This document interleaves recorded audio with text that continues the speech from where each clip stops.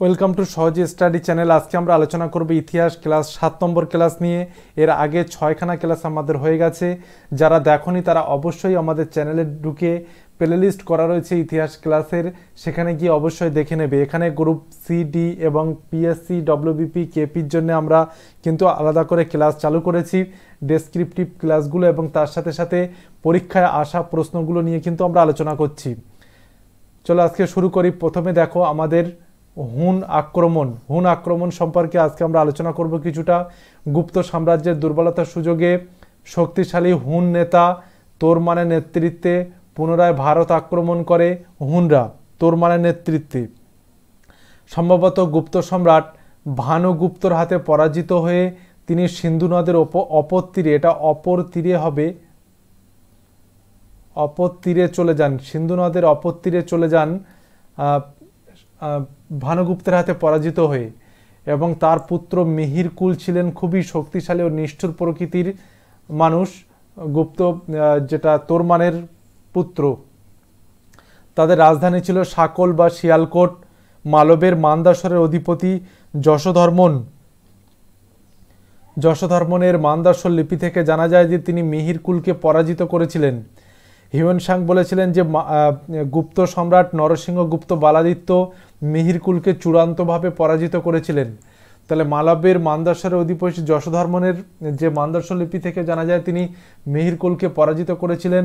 হিউয়েনসাংও বলেছিলেন যে গুপ্ত সম্রাট নরসিংহগুপ্ত বালাদিত্য মিহিরকুলকে চূড়ান্তভাবে কিন্তু পরাজিত করেছিলেন। তারপরে দেখো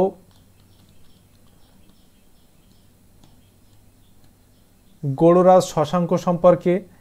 শশাঙ্ক গুপ্ত সাম্রাজ্যের পতনের পর বাংলাদেশে একাধিক রাজ্যগুলির মধ্যে গৌড় রাজ্য সর্বাধিক কিন্তু খ্যাতি অর্জন করেছিল। সেখানে গৌড়রাজ শশাঙ্ক সম্পর্কে কিন্তু আমরা আলোচনা করব। রমেশচন্দ্র মজুমদার বলেছিলেন যে বাঙালি রাজগণের মধ্যে শশাঙ্কই ছিলেন সার্বভৌম নরপতি। এই গৌড় বাংলাদেশে যে একাধিক রাজ্যগুলির মধ্যে গৌড় রাজ্য কিন্তু সর্বাধিক খ্যাতি অর্জন করেছিল। তারপরে দেখবে গৌড় রাজ্যের প্রতিষ্ঠার মূলে ছিল শশাঙ্ক। গৌড় রাজ্য যে প্রতিষ্ঠা সেটা মূলে ছিল শশাঙ্ক, এটা গৌড় হবে। গৌড় রাজ্যের প্রতিষ্ঠার মূলে ছিল শশাঙ্ক, তার অপর নাম ছিল নরেন্দ্রগুপ্ত। খুবই গুরুত্বপূর্ণ একটা টপিক বা পয়েন্ট এটা, যে নরেন্দ্রগুপ্ত কার আসল নাম, বা শশাঙ্কের আসল নাম হচ্ছে নরেন্দ্রগুপ্ত। তারপরে দেখো শশাঙ্কের রাজধানী ছিল কর্ণ সুবর্ণ। এবং আমাদের আবারও বলে রাখি যে আমাদের এই চ্যানেলে ম্যাথের একদম বেসিক থেকে শুরু করে অ্যাডভান্স লেভেল পর্যন্ত ক্লাস হচ্ছে। যারা জয়েন হয়নি তারা অবশ্যই জয়েন হয়ে নাও। এই প্রাইস রয়েছে, এবং আমাদের সামনে যে পঞ্চায়েত এবং পিএসসি ক্লার্কশিপের পরীক্ষার জন্য এখনও যারা বেসিক লেভেল থেকে শুরু করতে পারোনি তারা কিন্তু এই ব্যাচে জয়েন হয়, এবং এখান থেকে কিন্তু একটা বেস তৈরির জন্য একটা আমাদের প্রচেষ্টা চালানো হচ্ছে, এবং অলরেডি ব্যাচ চালু হয়ে গিয়েছে। এই নাম্বারে অবশ্যই কিন্তু তোমরা যোগাযোগ করে নেবে। তারপরে দেখো সমগ্র বাংলা, বিহার, উড়িষ্যার কিছু অংশ জয় করে শশাঙ্ক গৌড়ের শত্রু কনৌজের মৌখরী বংশের রাজা গ্রহবর্মণের বিরুদ্ধে যুদ্ধযাত্রা করে শশাঙ্ক।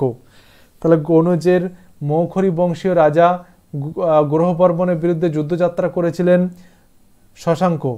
মৌখরী বংশীয় রাজা এবং পুষ্যভূতি বংশীয় রাজাদের মধ্যে আত্মীয় সম্পর্ক ছিল। এই যে মৌখরী বংশীয় রাজা এবং পুষ্যভূতি বংশীয় রাজা, এই দুই রাজার মধ্যে আত্মীয় সম্পর্ক ছিল। এই আত্মীয় সম্পর্ক মালবরাজ দেবগুপ্তের পক্ষে অস্বস্তিকর ছিল। তাহলে এই যে আত্মীয় সম্পর্ক মৌখরীরা বংশীয় রাজা এবং পুষ্যভূতি বংশীয় রাজাদের মধ্যে যে আত্মীয় সম্পর্ক, সেই সম্পর্ক মালবরাজ দেবগুপ্তের পক্ষে অস্বস্তিকর ছিল। এই কারণে দেবগুপ্ত ও শশাঙ্ক যৌথভাবে কনৌজ কিন্তু আক্রমণ করে ও গ্রহবর্মণকে পরাজিত ও নিহত করে। তাহলে দেবগুপ্ত ও শশাঙ্ক যৌথভাবে কনৌজ আক্রমণ করে গ্রহবর্মণকে পরাজিত এবং নিহত করে। থানেশ্বরে পুষ্যভূতি বংশীয় নরপতি রাজ্যবর্ধন তখন দেবগুপ্তের বিরুদ্ধে যুদ্ধযাত্রা করে এবং দেবগুপ্ত পরাজিত ও নিহত হয়।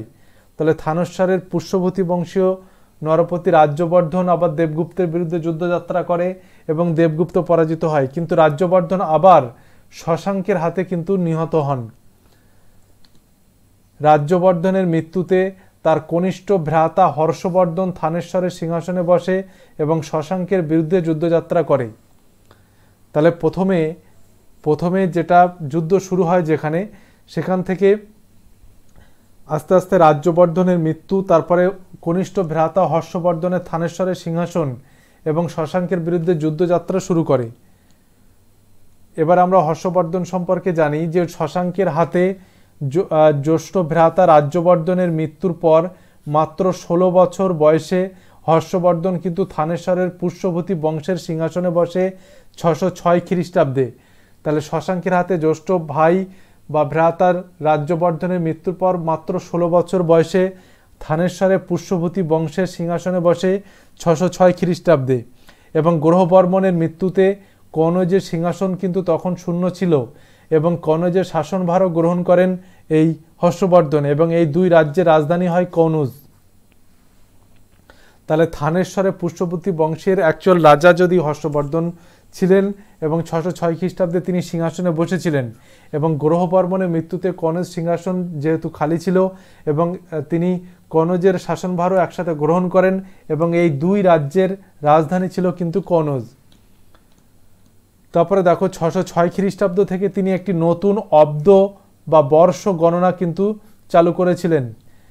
হর্ষবর্ধনের উপাধি ছিল শিলাদিত্য এবং তিনি দাক্ষিণাত্যে তিনি বাতাপির চালুক্য বংশের রাজা দ্বিতীয় পুলকেশীর হাতে পরাজিত হন। আমরা এই বাতাপির চালুক্য বংশ সম্পর্কে পরের ক্লাসে পড়ব, কিন্তু তিনি যখন দাক্ষিণাত্যে অভিযানে যান বা দাক্ষিণাত্য জয় করার উদ্দেশ্যে তিনি যান, তিনি বাতাপির চালুক্য বংশের রাজা দ্বিতীয় পুলকেশীর হাতে কিন্তু তিনি পরাজিত হয়েছিলেন।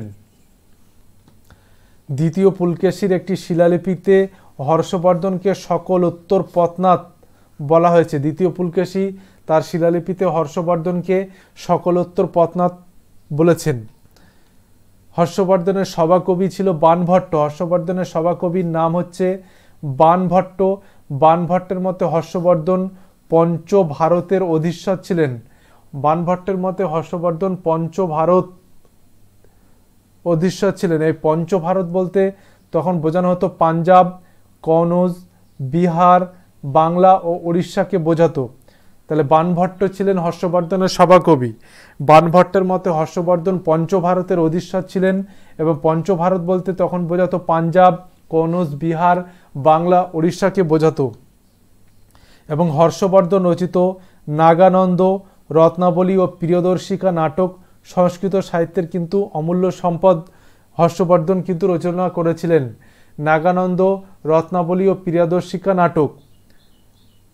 কাদম্বরী ও হর্ষচরিত রচয়িতা ছিল বাণভট্ট। বাণভট্ট ছিল হর্ষবর্ধনের সভাকবি এবং কাদম্বরী, হর্ষচরিত কিন্তু তিনি রচনা করেছিলেন। জয়সেন, ময়ূর মাতঙ্গ, দিবাকর, এগুলো সব আলাদা আলাদা নাম। দিবাকর, কবি মৌর্য প্রভৃতি কবি তার সভা কিন্তু অলঙ্কৃত করতেন। তাহলে কাদম্বরী, হর্ষচরিত রচয়িতা বাণভট্ট, জয়সেন, ময়ূর মাতঙ্গ, দিবাকর, কবি মৌর্য কবি তার সভা কিন্তু অলঙ্কৃত করতেন। হর্ষবর্ধন শিব ও সূর্যের উপাসক ছিলেন। হর্ষবর্ধন ছিলেন শিব ও সূর্যের উপাসক। হর্ষবর্ধনের রাজত্বকালে বিখ্যাত চৈনিক হিউয়েনসাং, চৈনিক পরিব্রাজক হিউয়েনসাং ভারতে আসে। তাহলে হর্ষবর্ধনের রাজত্বকালে হিউয়েনসাং কিন্তু ভারতে আসে। তাহলে ফাহিয়েন কার সময় ভারতে আসে সবাই জানাবে অবশ্যই। আমি এর আগের ক্লাসে আলোচনা করেছিলাম যে ফাহিয়েন কার সময় ভারতে আসে। হিউয়েনসাং তো ভারতে আসে হর্ষবর্ধনের সময়ে।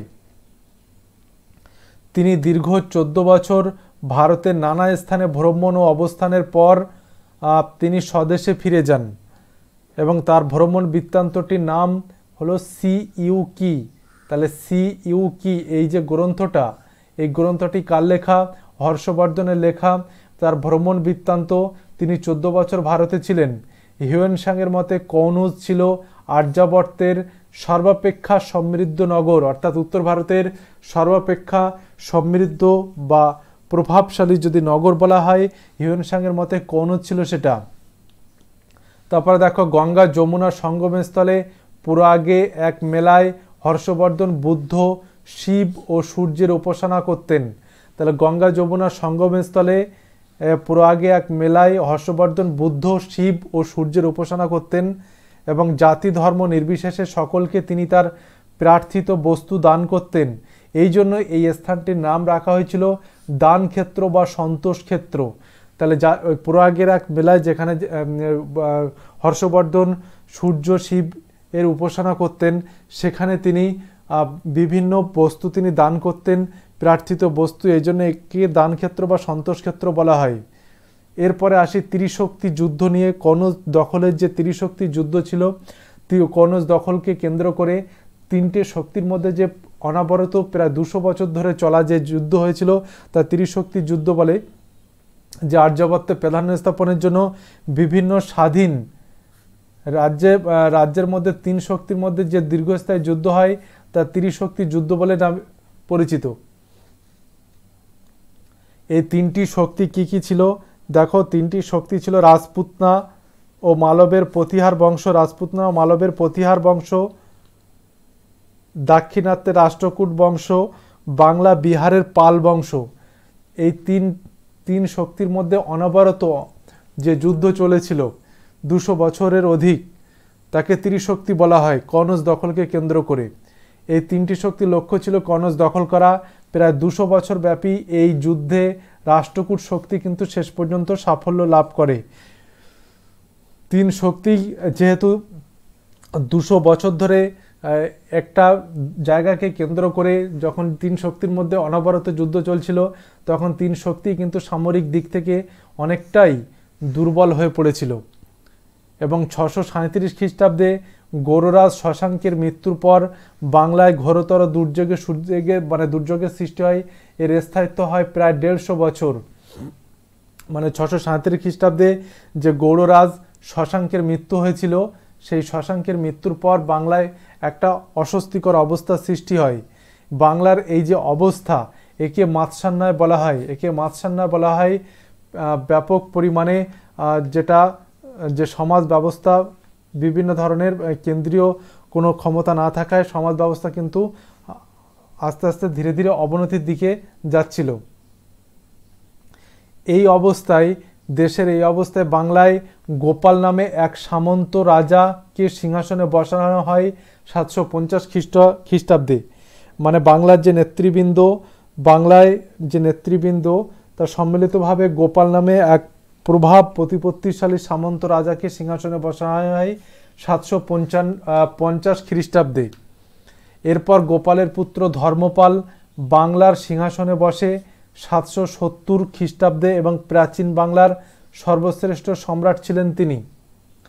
তাহলে গোপালের পুত্র ধর্মপাল বাংলার সিংহাসনে বসে কত 770 খ্রিস্টাব্দে এবং প্রাচীন বাংলার সর্বশ্রেষ্ঠ সম্রাট ছিলেন তিনি। কনৌজ দখলের ত্রিশক্তি যুদ্ধে ধর্মপাল কিন্তু জড়িয়ে পড়েছিল এবং যেহেতু ধর্মপাল জড়িয়ে পড়েছিল, এই কারণে তিনি বারবার কনৌজ দখল করে এবং ধর্মপাল রাষ্ট্রকূটরাজ তৃতীয় গোবিন্দ আর্যাবর্তে এসে যখনই ধর্মপালকে সাহায্য করতেন বা ধর্মপাল যেহেতু কনৌজ দখলের জন্য এগিয়ে আসতেন, তখন রাষ্ট্রকূটরাজ এগিয়ে এসে অপর প্রতিপক্ষকে পরাজিত করলে এবং রাষ্ট্রকূটরাজ আবার দাক্ষিণাত্যে ফিরে গেলে ধর্মপাল সেটা আবার দখল করে নিত। কনৌজ দখলকে কেন্দ্র করে ধর্মপাল দেবপালও কিন্তু জড়িয়ে পড়েছিল। ধর্মপালের উপাধি ছিল পরমেশ্বর, পরম ভট্টারক, মহারাজা ধীরাজ। তাহলে ধর্মপালের উপাধি কি ছিল? পরমেশ্বর, পরম ভট্টারক, মহারাজা ধীরাজ উপাধি ছিল। এক গুজরাটি কবি তাকে উত্তরা পথস্বামী বলে অভিহিত করেছেন। ডক্টর রমেশচন্দ্র মজুমদারের মতে ধর্মপাল রাজত্বকালে বাঙালির জীবন প্রভাত। ধর্মপালের রাজত্বকাল হচ্ছে বাঙালির জীবন প্রভাত। তাহলে ধর্মপালের রাজত্বকাল হচ্ছে বাঙালির জীবন প্রবাদ কে বলেছেন? ডক্টর রমেশচন্দ্র মজুমদার, এবং গুজরাটি কবি তাকে উত্তরা পথস্বামী বলে অভিহিত করেছেন। তিনি মগধে বিক্রমশিলা, মহাবিহার, অদন্তপুরী বিহার ও সোমপুরী বিহার কিন্তু তিনি স্থাপন করেছিলেন। এবং তিনি বৌদ্ধ ধর্মের পৃষ্ঠপোষকতা করতেন এবং সর্বধর্ম সহিষ্ণু ছিলেন। এবং উল্লেখযোগ্য রাজা ছিল ধর্মপাল। পরমেশ্বর পরমভট্টারক মহারাজাধিরাজ ধর্মপালের উপাধি। গুজরাটি কবি তাকে উত্তরা পথস্বামী বলে অভিহিত করেছেন। তারপরে দেখো, তিনি বৌদ্ধ ধর্মের পৃষ্ঠপোষকতা করতেন। গর্গ নামের জৈনিক ব্রাহ্মণ তার প্রধানমন্ত্রী ছিল। যেহেতু তিনি পরম ধর্ম সহিষ্ণু ছিল, তার প্রধানমন্ত্রী ছিল গর্গ নামে এক ব্রাহ্মণ। ধর্মপালের পর তার পুত্র দেবপাল সিংহাসনে বসে এবং বাদল স্তম্ভলিপি থেকে তার কথা কিন্তু জানা যায়। তাহলে দেবপালের বাদল স্তম্ভলিপি থেকে দেবপালের কথা কিন্তু আমরা জানতে পারি। তার আদর্শ ছিল সকলোত্তর পথনাথ হওয়া। এই দেবপালের আদর্শ ছিল যে সকলোত্তর পথনাথ, অর্থাৎ সকল উত্তরাপথের অধিকারী হওয়া। এবং জাভা ও সুমাত্রার শৈলেন্দ্র বংশীয় রাজা বালপুত্র দেব নালান্দায় একটি বৌদ্ধ মঠ প্রতিষ্ঠার জন্য দেবপালের কাছে 5টি গ্রাম ভিক্ষা করেছিলেন। দেবপাল তা মঞ্জুর করেছিলেন। অর্থাৎ জাভা সুমাত্র শৈলেন্দ্র বংশীয় যে রাজা বালপুত্র দেব নালান্দায় একটি বৌদ্ধ মঠ প্রতিষ্ঠার জন্য দেবপালের কাছে ভিক্ষা চেয়েছিলেন। তারপরে দেখো, দেবপালের মৃত্যুর পর প্রথম মহিপাল সিংহাসনে বসে পাল সাম্রাজ্যকে পুনর্জীবিত করে। কারণ দেবপালের মৃত্যুর পর পরপর দুর্বল রাজারা যেহেতু সিংহাসনে বসেছিল, এবং প্রথম মহিপাল সিংহাসনে বসে পাল সাম্রাজ্যকে আবার পুনরুজ্জীবিত করে, এবং এই জন্য তাকে পাল সাম্রাজ্যের দ্বিতীয় প্রতিষ্ঠাতা বলা হয়। এবং প্রথম মহিপালের রাজত্বকালে সর্বাপেক্ষা উল্লেখযোগ্য ঘটনা হলো চোল রাজা রাজেন্দ্র চোলের নেতৃত্বে 2 বছর ব্যাপী বাংলার ওপর চোল আক্রমণ। 2 বছর ব্যাপী বাংলার ওপর যে চোল আক্রমণ চলেছিল তা প্রথম মহিপালের রাজত্বকালে। প্রথম মহিপালের পর দ্বিতীয় মহিপালের কুশাসনে সামন্ত রাজারা দিব্যকের নেতৃত্বে বিদ্রোহ ঘোষণা করে। এই বিদ্রোহ কৈবর্ত বিদ্রোহ নামে খ্যাত। খুবই গুরুত্বপূর্ণ যে কার নেতৃত্বে কৈবর্ত বিদ্রোহ কার সময় হয়েছিল। কৈবর্ত বিদ্রোহ হয়েছিল দিব্যকের নেতৃত্বে বা দিব্যের নেতৃত্বে। কার শাসনকালে হয়েছিল? দ্বিতীয় মহিপালের কুশাসনে হয়েছিল। সন্ধ্যাকর নন্দীর রামচরিত গ্রন্থে এই বিদ্রোহের বিবরণ কিন্তু রয়েছে। তাহলে সন্ধ্যাকর নন্দীর রামচরিত যে গ্রন্থ রয়েছে সেখানে কিন্তু এই বিদ্রোহের বিবরণ পাওয়া যাবে। এবং দ্বিতীয় মহিপালের ভাই রামপাল সিংহাসনে বসে বরেন্দ্রভূমি পুনরুদ্ধারে অগ্রসর হন। এবং দ্বিতীয় মহিপালের ভাই রামপাল সিংহাসনে বসে এবং বরেন্দ্রভূমি পুনরুদ্ধার করেছিলেন। তাহলে এখান থেকে যেটা গুরুত্বপূর্ণ যেটা হচ্ছে যে কৈবর্ত বিদ্রোহ কার নেতৃত্বে বিদ্রোহ ঘোষণা করে? কৈবর্ত বিদ্রোহ কার নেতৃত্বে হয়েছিল? দিব্যকের নেতৃত্ব এবং দ্বিতীয় মহিপালের কুশাসনে এটা হয়েছিল। এই রামপাল ছিল দ্বিতীয় বংশের শেষ পরাক্রান্ত নরপতি। তার মৃত্যুর পর মদন পাল সিংহাসনে বসে এবং তাকে পরাজিত করে বিজয় সেন স্বাধীন সেন বংশ কিন্তু প্রতিষ্ঠা করে। তাহলে এই বংশের শেষ পরাক্রান্ত নরপতি ছিলেন রামপাল, এবং তার মৃত্যুর পর মদন পাল সিংহাসনে বসে তাকে পরাজিত করে বিজয় সেন কিন্তু স্বাধীন সেন বংশ প্রতিষ্ঠা করেছিল। দেখো, আমরা পাল সাম্রাজ্য পর্যন্ত পড়লাম। এর পরের দিন আরও সেন বংশ এবং আরও দাক্ষিণাত্যের কিছু বংশ আমরা পড়ব। তার আগে আমি বলে দিই যে আমাদের ক্লাসের যেগুলো আমরা দেখবে, যেটা হচ্ছে যে আমরা ক্লাস ডেসক্রিপটিভ চালু করেছি। ডেসক্রিপটিভ চালু করার কারণ এটাই যে ইতিহাসের বেস একদম প্রথম থেকে ক্লিয়ার হয়।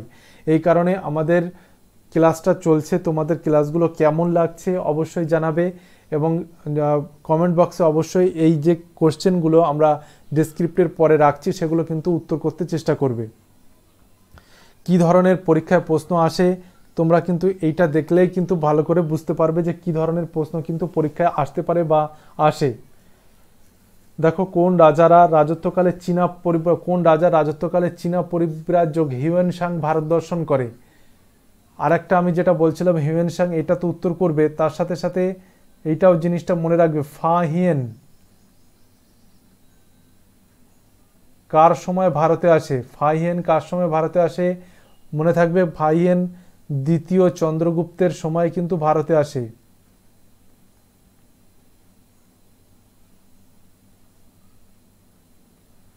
দ্বিতীয় চন্দ্রগুপ্তের সময় কিন্তু ভারতে এসেছিল ফাহিয়েন। এবং এই হিউয়েন সাং ভারত দর্শন করে কার সময়ে? উত্তর হবে কি হর্ষবর্ধনের সময়ে। হর্ষবর্ধনের সময়ে হিউয়েন সাং ভারত দর্শন করে। কনৌজের শাসক হর্ষবর্ধনের জীবনী গ্রন্থ হর্ষচরিত তার যে সভাকবি সংস্কৃত ভাষা রচনা করেন তিনি কে? বাণভট্ট, কম্বন, দণ্ডী, জিনসেন। কে হবে জীবনী গ্রন্থ হর্ষচরিত সভাকবি সংস্কৃত ভাষা রচনা করেন? উত্তর কি হবে? বাণভট্ট। কনৌজের শাসক হর্ষবর্ধনের জীবনী গ্রন্থ হর্ষচরিত সভাকবি সংস্কৃত ভাষা রচনা করেছিলেন, তার নাম হচ্ছে বাণভট্ট। রাজা হর্ষবর্ধনের ভাইয়ের মৃত্যুর পর থানেশ্বর এবং কনৌজের সিংহাসনে বসে, তার ভাইয়ের নাম কি? সবাই উত্তর করবে। ত্রিশক্তির যুদ্ধে শেষে থানেশ্বরের হর্ষবর্ধন সিংহাসনে বসার আগে তার ভাই হত্যা হয়েছিল, তার ভাইয়ের নাম কি?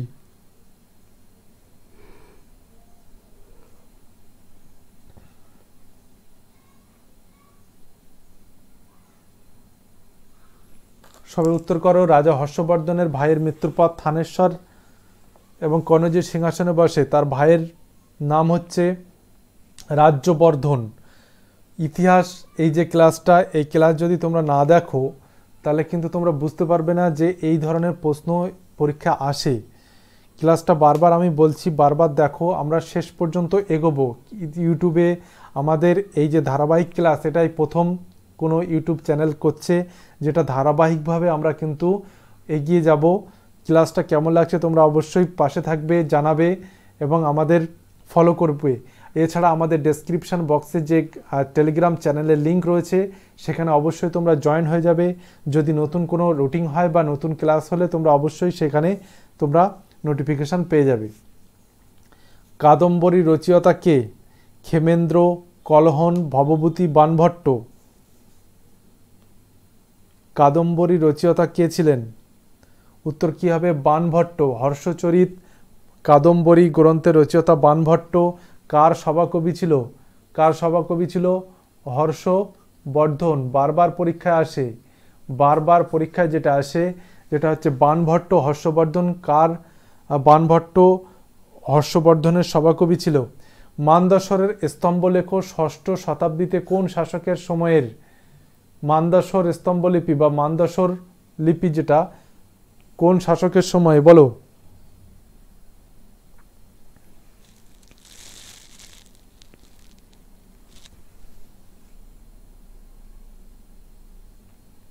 অনন্ত বর্মন, মিহিরকুল, যশোধর্মন, তোরমান। উত্তর করবে সবাই। মানদাসর স্তম্ভলেখ ষষ্ঠ শতাব্দীতে কোন শাসকের সময় হয়েছিল? বা মানদাসর লিপিটা কার? উত্তর কি হবে দেখো, উত্তর হবে যশোধর্মন। যশোধর্মন হচ্ছে মানদাসর স্তম্ভ লেখ সম্পর্কে জানা যায়। শশাঙ্ক কোন বংশের শাসক ছিলেন? শশাঙ্ক কোন বংশের শাসক ছিলেন? পাল বংশ, সেন বংশ, গৌড় বংশ নাকি কামরূপ বংশ?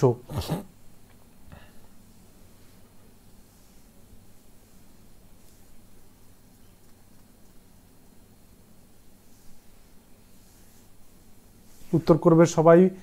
শশাঙ্ক কোন বংশের শাসক ছিল? পাল বংশ, সেন বংশ, গৌড় বংশ নাকি কামরূপ বংশ?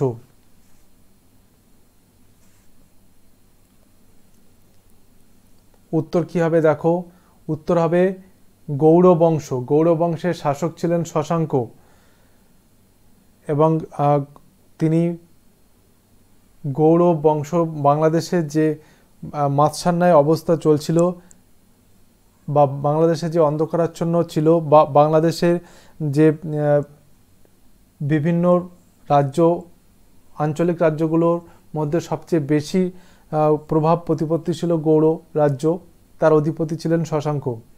নাগানন্দ, রত্নাবলী, প্রিয়দর্শিকা নাটকগুলি কে রচনা করেন? নাগানন্দ, রত্নাবলী, প্রিয়দর্শিকা নাটকগুলি কে রচনা করেছিলেন? শশাঙ্ক, হর্ষবর্ধন, ধর্মপাল, দেবপাল। পরীক্ষায় আসার মতো প্রশ্ন, অবশ্যই উত্তর করবে সবাই।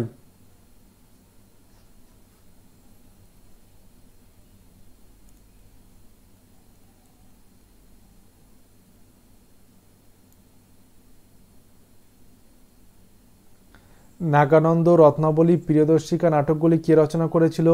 হর্ষবর্ধন। হর্ষবর্ধন কিন্তু রচনা করেছিলেন। গুর্জর প্রতিহার বংশের প্রতিষ্ঠাতা কে? গুর্জর প্রতিহার বংশের প্রতিষ্ঠাতা কে ছিল? বৎসরাজ, হরিচন্দ্র, দ্বিতীয় নাগভট্ট এবং প্রথম ভোজ। কে ছিল?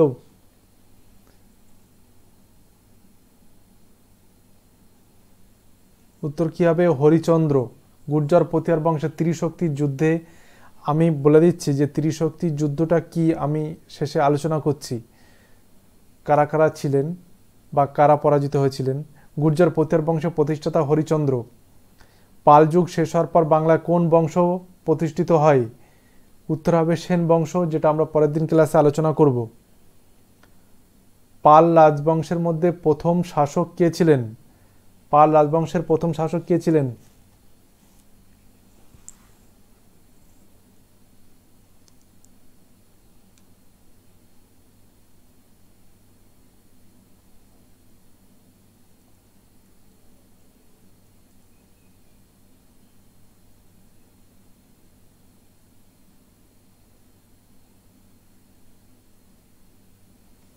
উত্তর কি হবে? দেখো, গোপাল হচ্ছেন পাল বংশের প্রথম শাসক ছিলেন। তারপরে দেখো, বিক্রমশিলা বিশ্ববিদ্যালয় প্রতিষ্ঠা করে ধর্মপাল। এলাহাবাদ স্তম্ভলিপির সঙ্গে নিম্নের কে যুক্ত? এটা আগের দিনের এইচডব্লিউ ছিল। উত্তর কি হবে? দেখো, উত্তর হবে সমুদ্রগুপ্ত।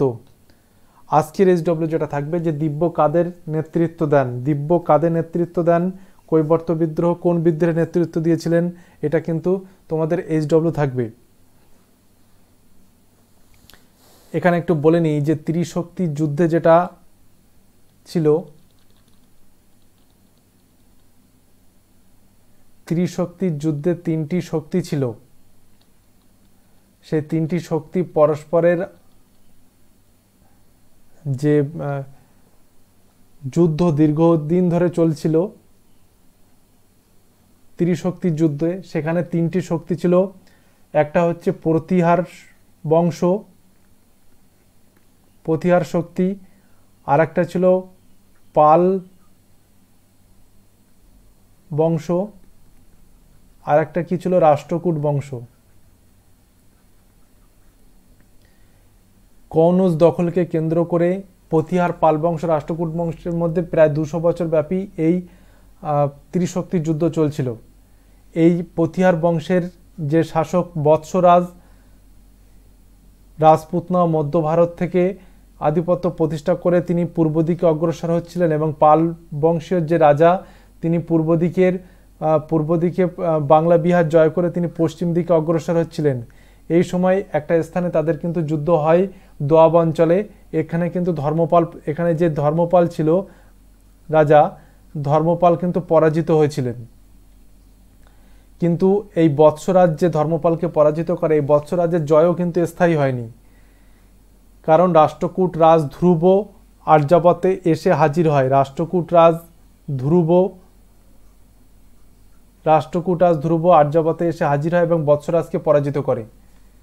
কিন্তু ধ্রুব বেশি দিন আবার উত্তর ভারতে ছিলেন না, তিনি আবার দক্ষিণ ভারতে ফিরে যান, এবং দক্ষিণ ভারতে ফিরে যাওয়ার সময় এই ধর্মপাল আবার ওই জায়গাটা দখল করে নেয়। অর্থাৎ ধ্রুব দাক্ষিণাত্যে ফিরে গেলে ধর্মপাল ওই জায়গায় জয় করে নেয় জায়গাটা, এবং এই ধর্মপালও কিন্তু জয় স্থায়ী হয়নি। বৎসরাজের পুত্র নাগভট্ট ধর্মপালকে কিন্তু আবার পরাজিত করে, এবং ধর্মপাল যখন পরাজিত হয়, রাষ্ট্রকূটাস ধ্রুব উত্তরাধিকারী তৃতীয় গোবিন্দ এসে আবার নাগভট্টকে পরাজিত করে। এইভাবে যুদ্ধ কিন্তু চলতে থাকে, এবং দ্বিতীয় গোবিন্দ যখন আবার দাক্ষিণাত্যে ফিরে যায়, তখন ধর্মপাল আবার সেই জায়গাটা দখল করে বা পুনরুদ্ধার করে।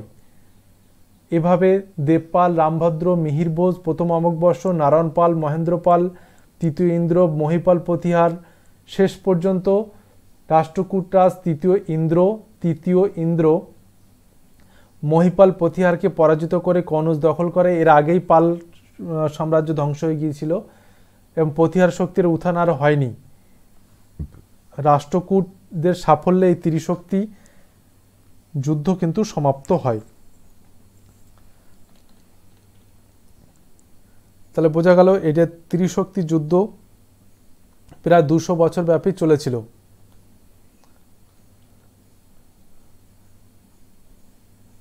আবারও বলছি, আমাদের সহজ স্টাডি চ্যানেলের যে গ্রুপ লিংক আমাদের ডেসক্রিপশন বক্সে টেলিগ্রামে গ্রুপ যে লিংক দেওয়া রয়েছে সেখানে অবশ্যই তোমরা জয়েন হয়ে যাবে। নতুন ক্লাস হলে তোমরা অবশ্যই জানতে পারবে এবং দেখতে পারবে।